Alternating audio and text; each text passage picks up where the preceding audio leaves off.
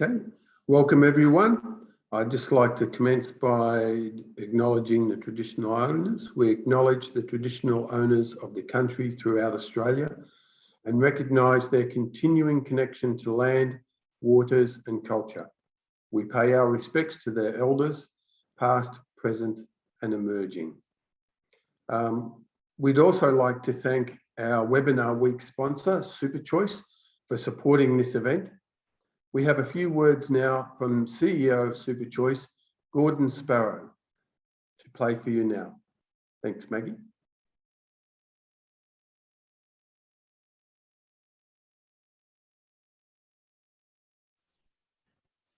Good day and welcome to the DSPANZ Digital Week. My name's Gordon Sparrow. I'm the CEO of SuperChoice. If you've ever wondered whether necessity truly is the master of invention, then the past 18 months would have been an eye-opener. Since the start of the pandemic, we've seen a rapid growth in the high adoption of digital transaction solutions. In fact, McKinsey suggests that in the Asia-Pacific region, COVID-19 has accelerated the digital adoption rate by 4 years. That's ahead of every other market in their research. Perhaps most gratifying has been the positive contribution the community of digital solution providers has made to Australian society. For example, the rollout of STP was a huge success for the ATO and enabled a swift response to getting money into people's hands when they needed it most via JobKeeper. And that's only the start of their digital roadmap.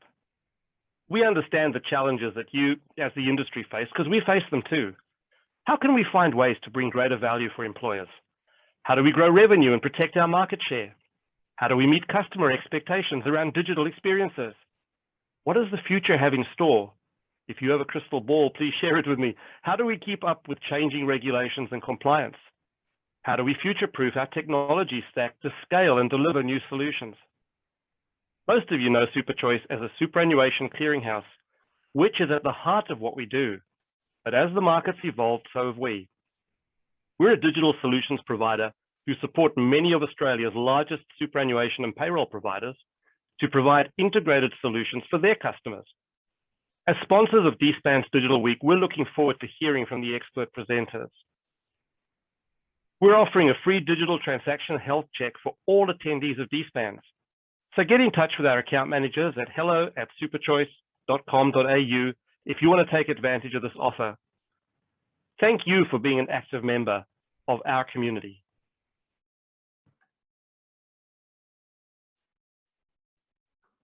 Thank you, that's great. Now what I'd like to do is introduce Simon and Mark. Simon Foster is the President and Chair of DSPANZ, as well as the Co-Chair of the E-Delivery of Business E-Invoicing Subcommittee. While Mark, our guest presenter, Mark Stockwell, is the Acting Assistant Commissioner of Digital Partnerships, Planning and Governance at the Australian Taxation Office. Simon, I hand it over to you. Thank you. Thank you, Ian, and welcome everyone to DSPANZ's Webinar Week. As Ian said, I'm the President and Chair of DSPANZ. We'll get it going with a bit of an intro to the sessions that we're running this week. Whoops. So firstly, this afternoon, we have a presentation on critical infrastructure by Patrick Fair.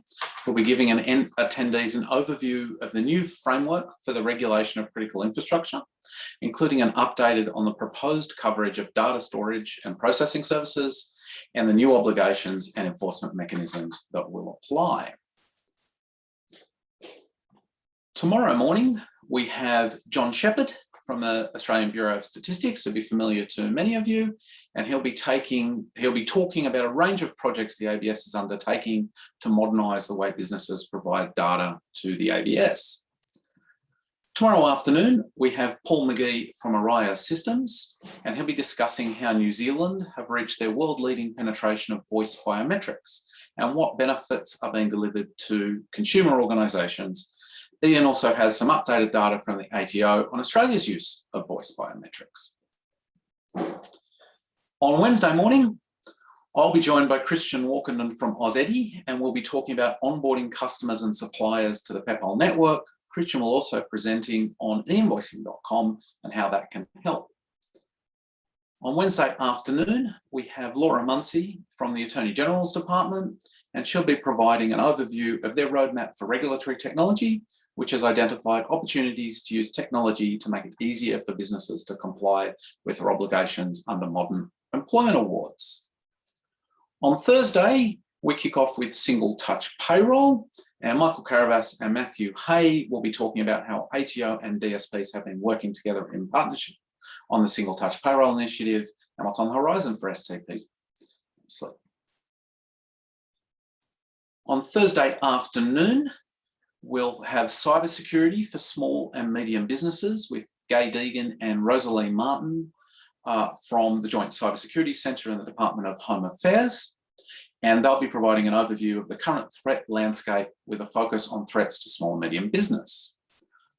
On Friday morning, Matthew Prowse, one of the directors at DSPANZ, will be presenting a summary of the recent review of the security standard for add-on marketplaces, including potential changes to the standard.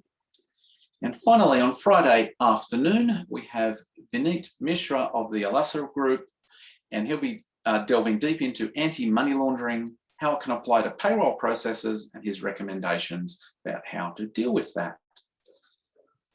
So I do encourage you all to sign up for those sessions. You can go to our website and sign up once you're already signed up for this one, so you know how to do that. They're all certainly to be very interesting, and they will be recorded and available to members as well. So now I'll go a little bit onto what is DSPANZ, what we do, and a bit of review on what we've done this year. So firstly, a little bit about what we've done. Many of you will be aware we used to be called the Australian Business Software Industry Association, and we played a central role in that, having been founded in 2013 in things including single touch payroll, ELS to SBR, so the improvement in API standards, SuperStream, the operational framework, PEPAL e-invoicing, the SAM, and also the e-invoicing industry practice statements, among some of the things we've done. Earlier this year, in April, in fact, we rebranded and established a presence in New Zealand, and we did this to better serve and reflect our Trans-Tasman partnership and membership. So our mission is to support our members to inform government policies and develop solutions that optimise business and economic outcomes in New Zealand and Australia. And we do this by our 6 pillars: helping our members to stay abreast of industry issues and sharing their knowledge, communicating with our members and government stakeholders, professional development opportunities, facilitating and contributing to government consultations, representation and advocacy, and promoting world-class APIs, cybersecurity, and interoperable open standards. So there's the traditional logo board, a few of our members there, what we call the best and brightest digital service providers in Australia and New Zealand. So at the beginning of the year, we set 4 high-level priorities for 2021. So one of them is we're still a relatively small and new organisation, and we wanted to uplift our maturity and reducing reliance on what is individual volunteer directors. And I'm pleased to say over the recent few weeks, we've added 2 new part-time staff to our office in Adelaide, along with Maggie and Donna, our permanent staff. So we've started to approach that. We wanted to launch in New Zealand, which we've done. Broaden our engagement with new and existing stakeholder agencies and partners, and I'll cover that in a little bit. You can also see in the range of organisations presenting here at Webinar Week how we've done that.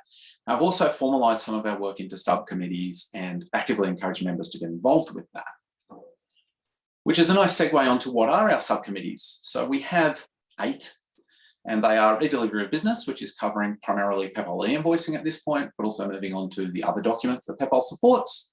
Government digital services, looking at modernising business registers, simple business reporting, also PLS. We have a government relations subcommittee where both our large and small members can have participation from their government relations staff. What we're calling modernisation of payroll. Major work there is STP2, obviously keeping a lot of people busy right now, but also work with the Fair Work Commission and Attorney General's Department on modern awards and how to digitise that. We have a management committee, which includes responsibility for oversight of partner organisation liaison and running of the association. We have a new smaller DSP subcommittee, so focusing on the needs of our smaller members and how we can better support them. We have a New Zealand subcommittee. We also have a security standards subcommittee, ably led by Ian. And we also have one looking at superannuation transaction network. And it's a good moment to mention we have 12 directors, all of whom work very hard and are good contributors to the society, and very pleased to be working with everyone. So very briefly, some of the things we've done in terms of engaging with other organisations over the last year. ATO and the newly named Australian Business Registry Services, and I think if you go to abrs.gov.au, that website was launched last Friday. And that is the organisation which has taken over responsibility for the ABR, ASIC, and the Modernising Business Registry process. So we've had participation in a number of the working groups around MBR project, also participation in the oversight group of that, which is the Business Registry Strategic Advisory Council.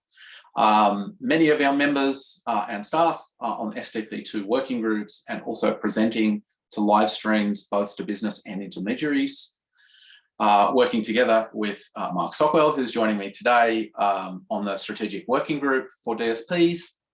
And we've reset that really, and you'll see from Mark some of the work we've been doing in terms of roadmaps and understanding the future strategy of how DSPs and ATO can work together.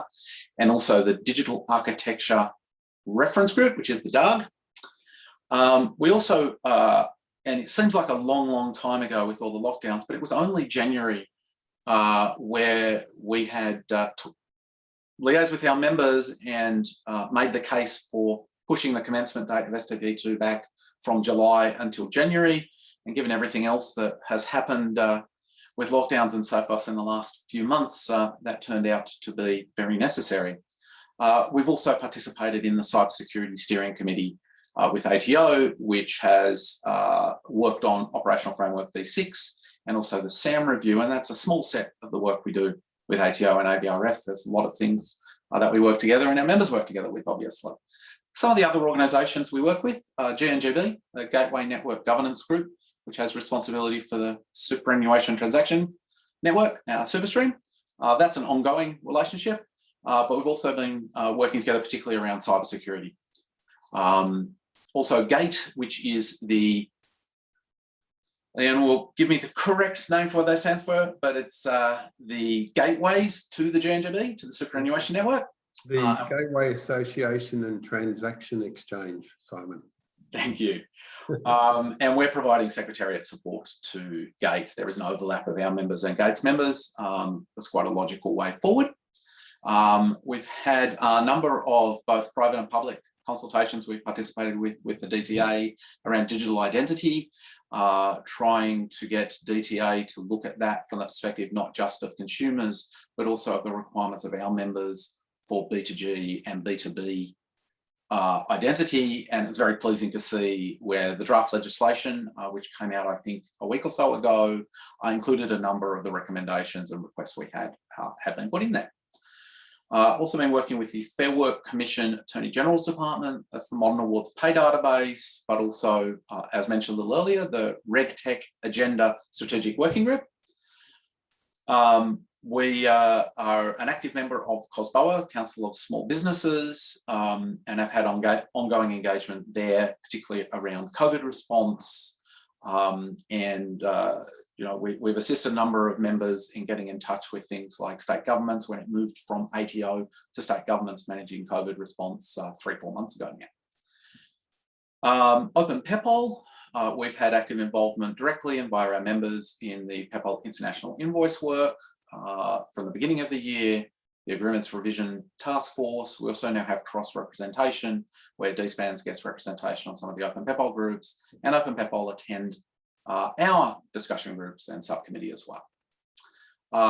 In New Zealand, we now have the New Zealand Digital Advisory Group, which is a mix of the DARG and the Strategic Working Group, working together with IRD. For the Australian Bureau of Statistics, and John Shepherd will be talking about this in a couple of days. Small Business Surveys add-on app. So this is the ABS making life easier for small businesses, taking advantage of public APIs to grab the data. We've also worked with a number of other organisations. I've thrown some of them there. The Small Business Ombudsman, CPA Australia, who in that short period we were allowed to travel had invited us to speak at their conference, Institute Chartered Certified Bookkeepers, Department of Employment, and also the State Offices of State Revenue. Also, in summarising things up, this is our second webinar week of the year. We had one in March that was very well attended. We're very pleased with. We've made 12 policy consultation submissions this year.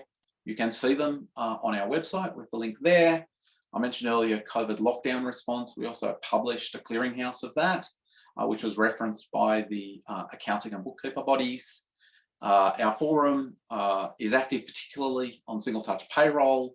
I've mentioned new staff, and of course we've got new members. So it's always interesting to do that type of review and just see how busy we've been over the last year. So with that message, why should you join us if you're a guest here on the webinar? So what it says there, it's an opportunity to stay up to date, keep informed. You can influence policy. We do consult widely before publishing. You can participate in those consultations. You can get to work with some of your peers in building those Trans-Tasman networks. Networking events, we hopefully will go back to face-to-face events. Again, we're pretty lucky. We had one week before Sydney went into lockdown. And obviously get member prices to our various events, and you get to help shape the future. Please do participate in our subcommittees. We're always looking for people to get involved, and various other events we have going on. Information is available on our website. You can hit hello@dspanz.org to email us, or go to our website, or you can even throw something in the chat here and we'll follow up with you. So on that note, very quickly going through that, it's my pleasure to ask Mark Stockwell, who is the Acting Assistant Commissioner of the Digital Partnerships Planning and Governance, and relevant for us, the Digital Partnership Office, who we work very closely with, to give an update on the state of the industry. Mark. I get to say you're on mute. I've said it at least once in every webinar. And I had to be the first one to do the mistake. Thank you, Simon, for the introduction, and hello everyone at DSPANZ members. Fantastic to be here kicking off on webinar week. I'm really pleased to be able to add some comments as part of the opening address.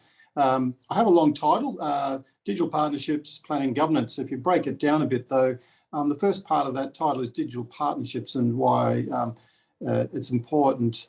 I provide some of the views that we have at the ATO around that partnership. So my role has responsibility for that relationship with the software industry, but also my role has a secondary part, which is around planning and governance. And that's more about internally, where we plan a very big IT shop here at the ATO. So it's having a lot of the governance arrangements behind that large amount of release and delivery. So I have a responsibility for that as well. The other important part around digital partnerships, though, is also the e-invoicing initiative, which I've got overall responsibility for. A bit about me. So when I was asked to give an address, I suppose the title was A State of the Industry, and made me reflect upon, a bit like Simon had just done, about what have we been doing and how busy we actually have been. I'm going to cover off a number of topics, a little bit like Simon did as well, in terms of we've got a bit of overlap there, which is quite, you wouldn't be surprised, because we're working so closely together with DSPANZ these days that everything we do seems to have a relationship in those conversations. So I'm going to kick off on a slightly different one, though, is one of our areas of focus for us. And Simon partially mentioned around the operational framework, but cybersecurity and fraud. No surprise that this would be a heightened area of focus for the ATO and the government more broadly. The threats are evolving. We continue to identify and address different vulnerabilities, but it's important, though, we strengthen our ecosystem so we're in the best position we can be.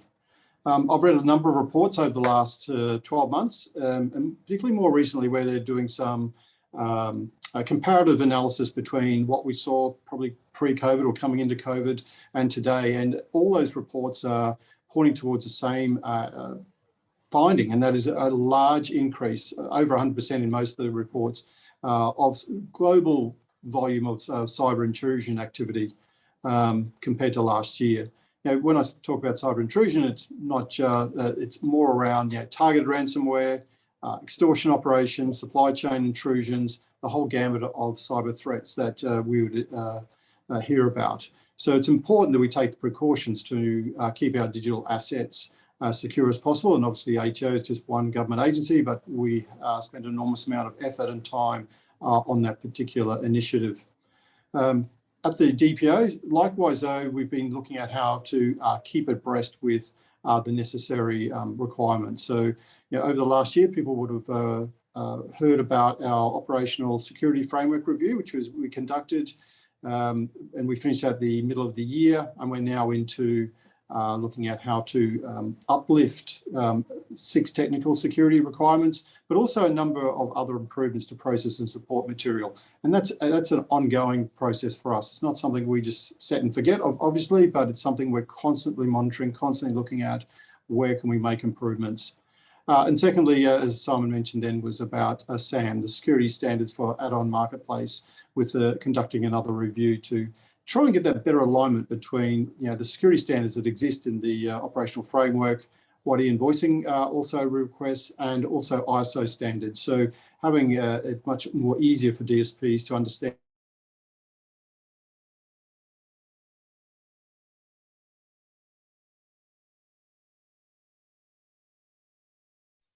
Looks like we've lost Mark there for a moment. Yes, he does appear to It's about frozen. Oh, and he's back. Sorry, Mark, we lost you there for about 30 seconds. Oh, sorry, I didn't get a message rank. Sorry, okay. I'll just rewind a slight bit. What I was speaking about was our completion of the review of SAM just recently, security standards for add-on marketplace. So we've got better alignment between the security standards that exist for the operational security framework, e-invoicing, and the ISO standards that exist. So people have got a better appreciation of how those standards interact and having a consistent view. Next point I want to talk about is COVID. You can't talk about too many things these days without COVID and the impact it has upon us as an industry, but us here at the ATO as well. One of the things we've been very much focused on about the demand, the skyrocketing demand for data and its growth and accessibility of that data. So these are very complex situations we're trying to work through from a not only ATO perspective, but a whole government perspective, and how we operate in that environment with also having staff and partners in hybrid or remote working arrangements that were different from before. Obviously, we're spending a lot of time investing in this, and hopefully with the future direction, it's going to force us to be in a much stronger position than otherwise. So I can look at this as a bit of a benefit of COVID, is it's forced us to think differently and to actually act differently, and actually probably opens up some opportunities that didn't exist in our traditional way. Another point I'll touch on is IT resources. Why I say that is one of my internal responsibilities about recruitment for our IT functions across the board. And we're monitoring the landscape, obviously, with the IT industry and how we see, not see, but we know there is a shortfall in experienced or qualified technicians out there, and will continue to grow over time. So we do see this as a risk, not only for ourselves, but for government and also the broader industry, about how do we address the requirements that are placed upon us by government and the environment to meet those demands when we've got a diminishing or reduced resource at our disposal. So we'll be closely monitoring that further. I wouldn't be a bureaucrat without mentioning government and an election. So we know probably within the next 12 months we will have an election. It's pretty certain. When that is, we're not sure. As a betting man, I'm saying it's in the first half of next year. But obviously, the government will give us hopefully due notice, as they generally would, about when that's coming. But also when we have an election, it also means possibly more change, or also sometimes through our election process, there may be some disruptions to the activity. Next point is I want to touch on was whole of government. We've spoken many times before about how the whole of government approach is changing, and how does the services for the Australian community are changing, and the government is taking a much more active role these days in making that a more centralised position. The digital plan they released at the budget last year gives a sense of that, and they look to roll that out through different agencies, not just the HO, but all agencies will be affected through that plan. As part of that plan, we also heard about e-invoicing. A lot of the members I'd hope are familiar with that term now, people invoicing, and where it's digitising the invoice and procurement industry here in Australia to be much more digital and improved and an efficient environment. Other big ticket, I suppose, is the modernising business registers. So early this year, we moved all staff from ASIC that were coming across as part of the supporting 11 additional registers. So they're all on board. Simon mentioned about now we have the centralised updated website live, which is fantastic. And we look forward to continue to work and consult through the DSPANZ and members on that design for MBR as it's rolled out. The other point I would mention in the whole of government sector, which is extremely important, is obviously the release of MyGov ID and RAM. You would have seen in the news the moving to facial recognition as part of that identification process. Fantastic results is what we're working through in our beta now. And the numbers we're seeing is very, very encouraging. So we can see that's going to be a critical part of our infrastructure in the future. The approach for whole of government is really about enhancing the value and experience for community and business, but it's also about improving the efficiency and the effectiveness for us here at the government agencies. To do that, though, it's important that we have an integrated or integral part or relationship we have with the digital service providers, because everything today that government is changing or designing is centred around some sort of digital initiative or some sort of digital change, and hence why it's critical that our relationship is retained in a strong way. And what we saw early this year, we do our annual survey of the ecosystem to see how we're tracking. Pleased to say again, we're seeing an overall improvement in the relationship we have, with 73% of people saying that the DSPs and the ATO continue to work effectively together.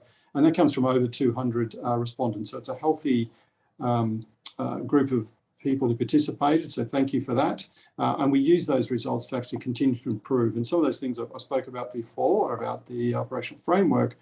But with 73%, you could say there's a room for improvement. And so some of the things we're already started to focus upon are things like a new strategic partnership model. And what that means is making a difference between what we say is operational work and what is our strategic work. So DSPANZ has been very much at the heart of a lot of the strategic consultation that we undertake with the ATO or on behalf of government. But then our operational work is more around how we've shifted and our operational support for the industry, centralising our ticketing, improvements to JIRA.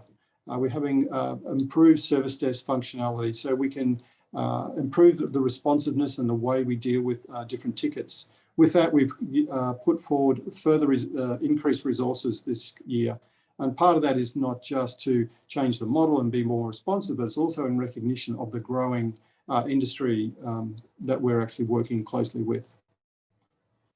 Another outcome we have taken on from the feedback from ourselves is about making sure we publish the outcomes of the consultation groups in a more timely way. So that was noted and endeavoured to do that now.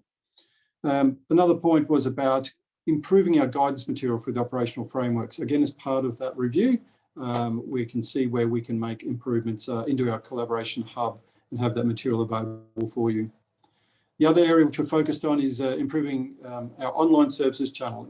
It's so important for us in terms of having self-service so that people aren't waiting for us. You can get on with your business and self-serve where possible, and also provides a level of information that you'd need on a day-to-day basis. Confluence has also just had a major complete review of its content. So hopefully people are now seeing a change in the information that sits on Confluence and how you'll use that. Again, please keep the feedback on that coming through so we can continue to improve that.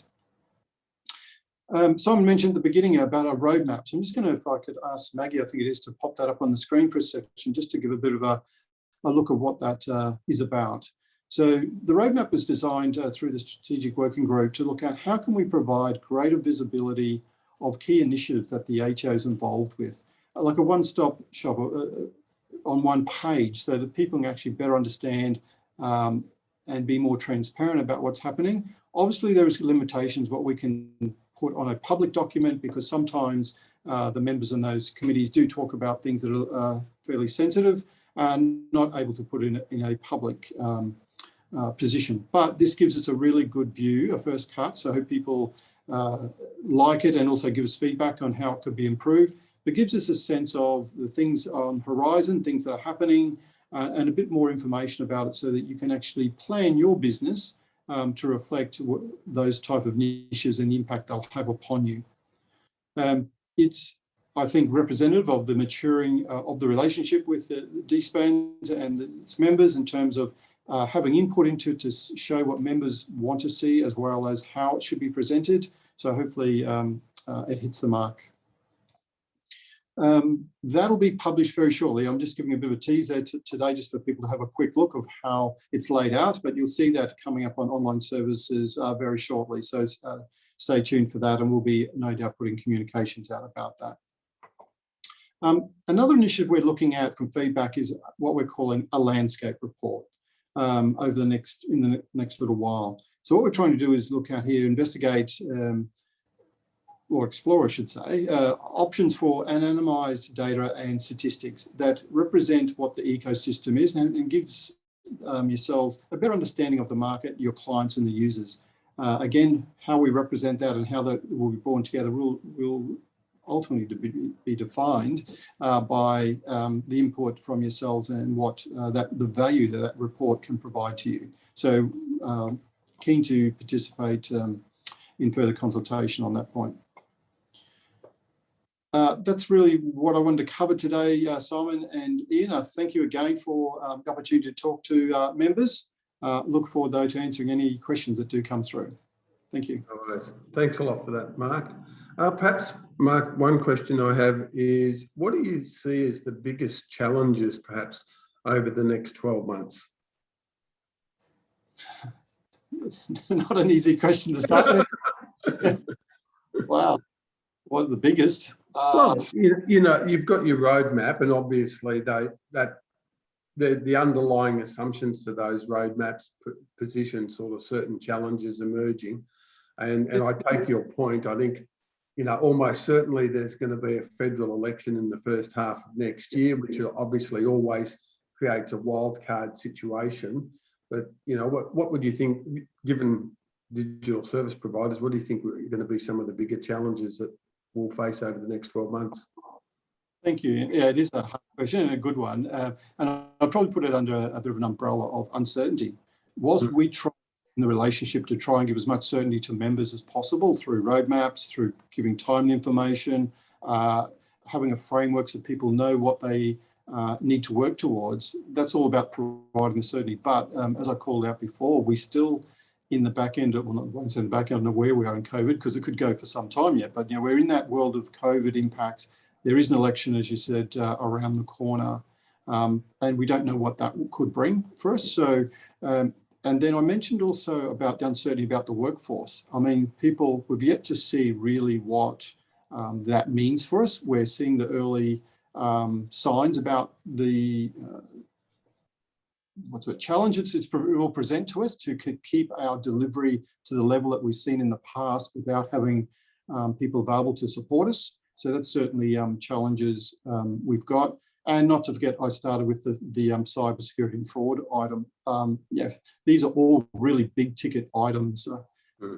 I'll pick my favourite child in because they're all going to be a big challenge for us the next 12 months, but all where we've certainly got our focus and investing in those space.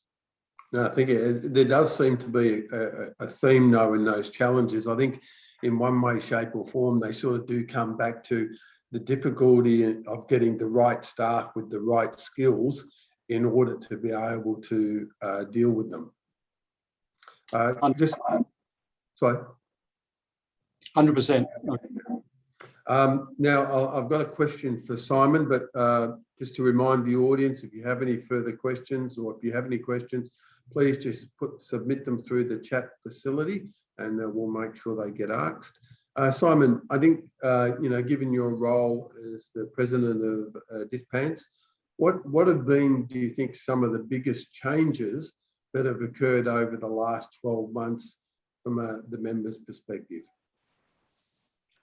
I think it's the breadth of things we're expected to get across and the speed we're expected to deal with it. Mark has highlighted staff as an issue. We've all had to change the way we've got to work in the last 2 years. Now we're coming out the other side of it. There are the same issues ATO is running into. How do we retain staff, who many of whom are burnt out?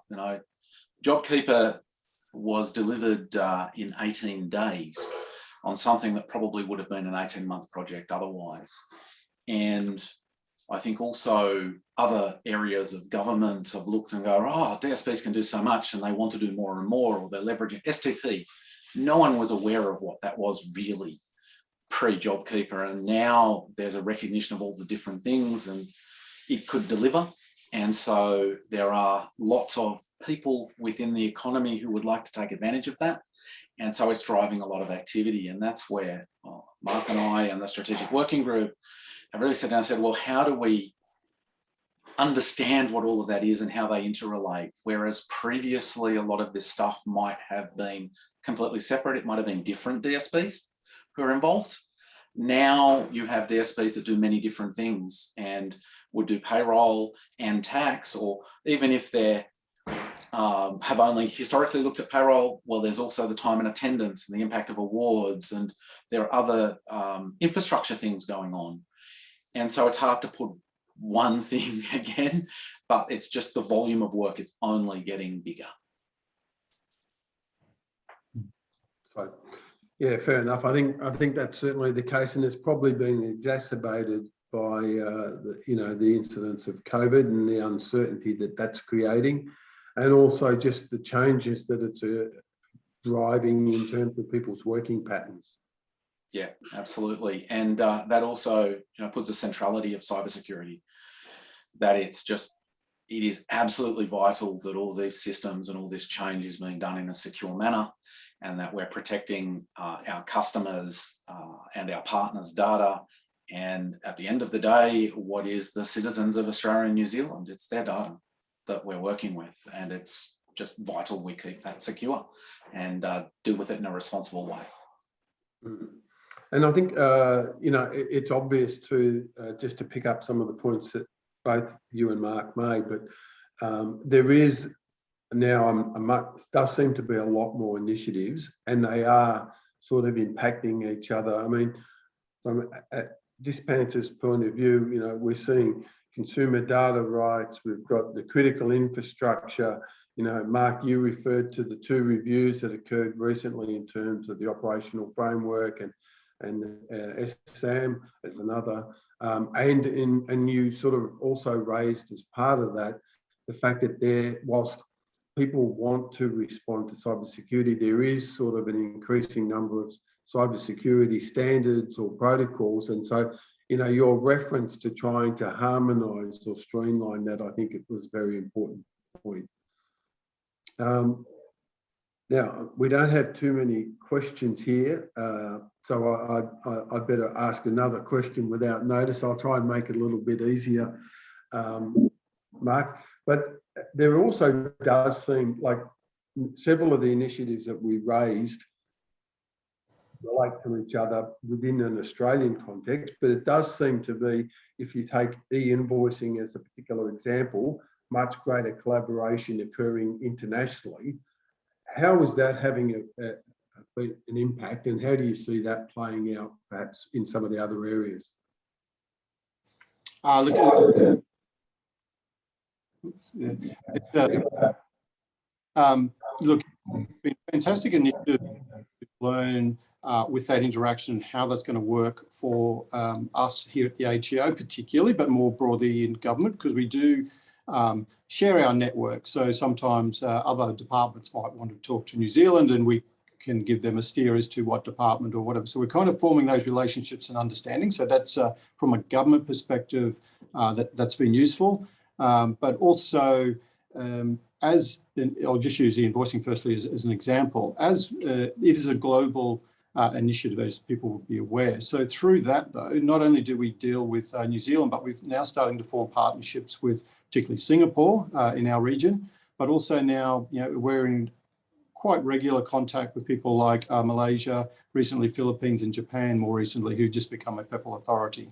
So, it's expanding our relationships, and they all face very, very similar issues that we're facing here in Australia. So we're not alone. Security comes up quite regularly in terms of our posture and how we're dealing with that. Importantly, one of the key messages I provide to these other countries in this region, though, is about the importance of the relationship with the digital service provider. We're very, I'd say, blessed in this country to have such a strong relationship and such an engaged industry of service providers, whereas the models that operate in some of the other countries aren't as mature as this group are, and the relationship we have with them. So that we have to keep also that in mind when we are dealing with these other countries, because they don't have the benefit of that and the things that can happen through that example of change, where there's impossible to do some of the changes in the timeframes without having a relationship. The DSPs understand, and also the government here in Australia having the confidence that they can actually work with the DSPs to get an outcome for the citizens. In some other countries don't have that same level of confidence or relationship to actually enable that. So that's the first point I'd say about invoicing, is the broadening landscape. But I do see the opportunities existing here, Ian, that more and more we'll see opportunities, particularly in the trans-Tasman sense. That's made, the ATO has worked with IRD, particularly from a revenue perspective over many years. And we've had staff secondments and things like that between the two in the past. And we will continue to work closely with IRD on other initiatives as well. Right. I know that there's been some legislation, I think either passed or released recently, around digital ID. What do you think that's going to look like over the next 12 months from the ATO's perspective?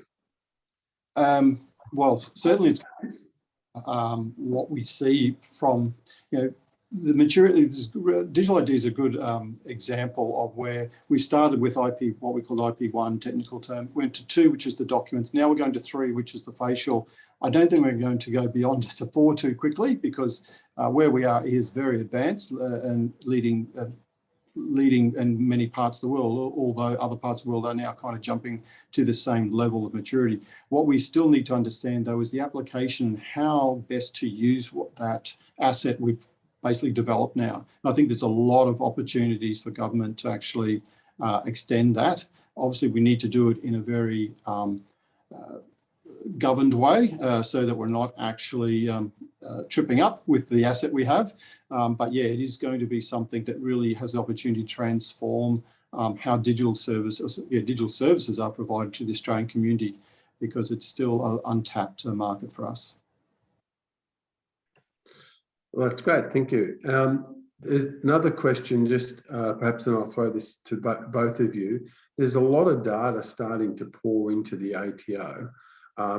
This data is obviously quite authoritative given the agency, which makes it also very valuable. So, and there's also lots of data companies and large organisations that would sort of probably like to make access to that. Do you want to comment, I suppose, and we can sort of, Simon, maybe if you want to position it from the sort of the service provider side, or Mark from the ATO side, but to what extent, could they start to make use of that data? And what about how would you or we protect the privacy of that data so that individuals can be confident about it? And I know, Mark, you sort of indirectly referred to part of this during your earlier discussion. Simon? Go, Simon. So I guess we're getting some feedback there.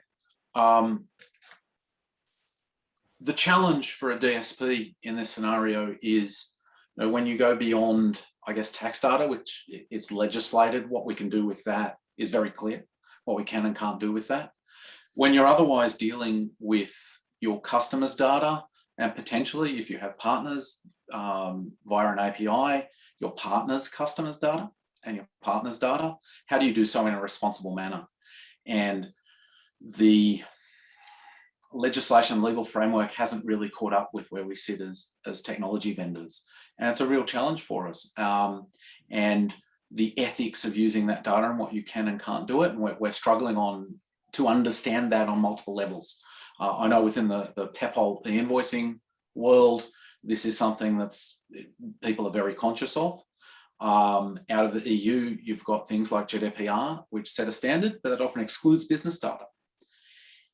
So on one side, it's how do you do this in an ethical manner? How do you use that data? But you can't just say you're not going to use it, because there are opportunities in there for DSPs that can understand that and deliver better services for customers and better insights. And I think the challenge for us as an industry is to balance that and to come up with ethical models that handle that. And some of our members are doing that, and some of them are very new to this and perhaps don't see the opportunity, and so haven't had to look at it. That's something we have started looking at. It's in a couple of the consultations where we've spoken to our members to get their understanding on there. And obviously you have consumer data right as well coming along and setting some very, very strict, perhaps overly strict standards on how that's dealt with. And I guess I'll ask, well, the other comment I'll make, we saw recently a presentation put out by Jeremy Hirschhorn, Second Commissioner of the ATO, where he talked a lot about this. And one of the concepts he put out there, and I think it's very much concept at this stage, is that individual businesses and taxpayers may not have to give any data to the ATO at some point. That when you get to legislation as code, and we're starting that journey right now with the Attorney General's Department, well, then you can audit the software, and if the software meets the requirements of that legislation as code, then in many cases the government can rely on the software to deliver the correct amount. So if you've paid it with approved software, they don't need any information. Now, we're not there yet, but that's an extra layer of complexity on how you manage data when you're not giving it to the government at all. And the DSPs have an even higher level of responsibility to manage that appropriately. So great question, and I'll sort of pass to Mark for his thoughts on that. Yes. And Mark, maybe if there's an opportunity, if you can comment on where you see the trend heading in terms of the ATO making more the data available if possible. Before I do that, I'll make a comment which is kind of contextualizes the question a bit, is about the ATO is the revenue authority for Australia, so we all know that. And when you look at how legislation has been passed and built here for us, it has been more and more from a compliance aspect in the past. So what we're talking about here is, yes, we can use data for better compliance outcomes, but a lot of the innovation and thinking is about how can we use that data for customer experience or community benefit. So that might not have a compliance aspect to it. It's about making their life easier and more efficient. So unfortunately, we're a little bit hamstrung by some of the existing legislation we have, which is trying to tie everything down. And because privacy and security are our key principles as the custodian of very sensitive data, we can't release that without a very strongly governed framework. So things like the Data Visibility Act and things like that we were talking about will come into play and give a bit more freedom to government to actually start to use the data they hold. How that's going to roll out is a bit uncertain. It's at early days and how that looks, but certainly we talked to many people about innovation and how they could see the ATO assisting the community and business particularly with their day-to-day. I liked Simon's word of ethics. It's a word that we use here at the ATO a lot about our role as the custodian of data and ethically, how could we use that data in the right format, in the right time. And obviously that flows through to then that relationship we have with DSPs in terms of, you've mentioned before, about, again, you've got a responsibility, contractual obligation in many cases with clients about how you use the data or sensitive data often that you would hold on their behalf. So your role is very similar to us. Maybe we're on a larger scale across the community, but it's still the same responsibility and challenge we've got. We all want to make better value for our clients or the community, but the trick is going to be in how to do that in a very governed way. So. Thanks for that, Mark. Now, another question that's come up, obviously, we've already talked about the fact that there is a large number of programs on at the moment. With those large number of programs, it also raises the cost of compliance as an issue for many of our members. Now, obviously, people are starting to focus on the cost of compliance. You know, tomorrow's session we're having with the ABS, they're going to talk a little bit about how they're trying to handle the cost of data provision by companies. I just wonder, is there an opportunity for us to work together with the ATO around, I suppose, taking into account in a more overt way the cost of compliance when various initiatives come up? I think that's about a consultation, Ian. Sometimes we get a position from government which is, let's say, well-formed, which probably precludes us from allowing us to influence the degree to actually reduce that cost sometimes. And again, comes back to that point about what is the intent that the government is doing with that piece of legislation, be it about a compliance gap they've identified or issue they've identified versus that might be more on the customer experience end or service end. But going back to your point about reducing costs, it certainly hasn't gone away for many years. You know, the red tape burden that often we talk about is still there. And any way we can look to reduce those overheads, but still meet the government's intent behind compliance and things like that. There's opportunities there, no doubt. And innovation is probably what we need to actually help us get to reducing that overhead. I know, for example, the operational framework, people would see that probably as an overhead to actually doing business. But at the same time, people also recognise the protection it provides them and the confidence that the clients have in the DSP and their services that they provide, knowing that it's protected.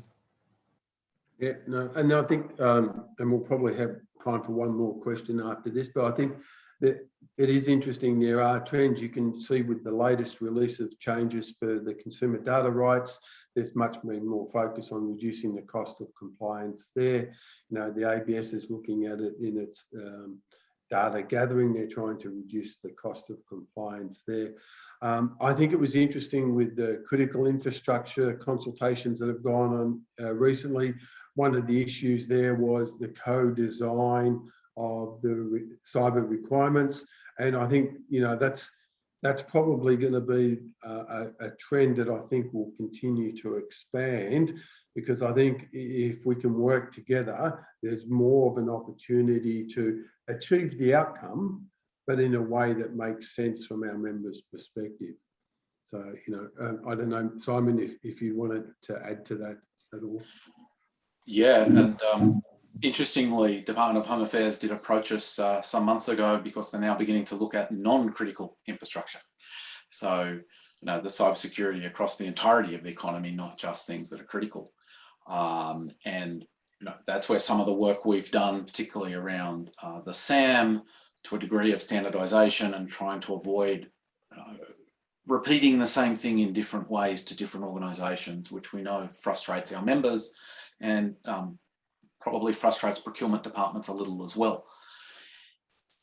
There's definitely an issue there. And I think the ABS has come up with a really interesting model where they're connecting to existing DSP APIs and getting the data using infrastructure that already exists, as opposed to designing a completely new delivery mechanism and then legislating that you have to give it. It's a really interesting model, and one hopefully we'll see across other agencies in other parts of the world, because it does reduce that cost implication for DSPs to be able to comply with those various new